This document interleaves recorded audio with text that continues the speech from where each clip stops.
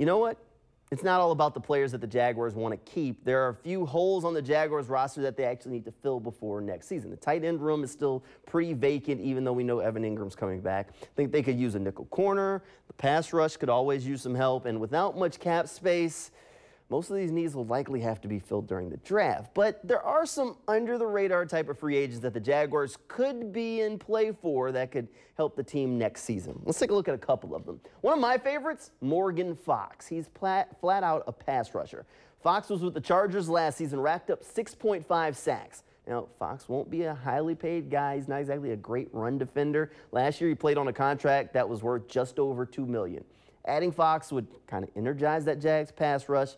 And get this, fellow free agent Kyle Van Noy tweeted earlier today that he doesn't think Fox is getting talked about enough as they go into free agency. And you know what? If Fox doesn't have that much buzz, it would actually be good for the Jaguars since they can't exactly get into bidding wars for players. Another guy on that defensive line that the Jaguars should have on their radar is Poona Ford. Now, Ford doesn't have big sack numbers. He has 7.5 sacks over the last 3 seasons. He's been a good interior rusher for the Seahawks, though.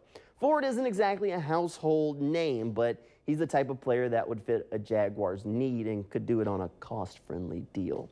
Now, maybe the most known name on this list is Irv Smith Jr. If you follow the draft at all, you've probably heard it. He went to Alabama, won a national championship there with the Crimson Tide. Smith was a second-round pick by the Vikings back in 2019. Since then, pieces just never really came together for him in the NFL. His biggest season was 2020, and he only had 365 yards. But Smith is a flat-out great athlete for the position of tight end. Signing Smith would kind of be in that same vein as what the Jaguars did when they signed Evan Ingram a year ago. Bring him in, let Doug Peterson's offense work its tight end magic, and the good news is Smith would only have to be the Jags' second or maybe even third tight end, and he could kind of be an upside play type of player if there was an injury. So he would make sense. Now, the last guy on my list is a replacement player. If Jawan Taylor walks in free agency, that leaves the Jaguars with a big hole on their offensive line to fill. Walker Little is the in-house replacement for that right tackle spot. But who slides into the role as that third swing tackle, the backup for the left and right tackles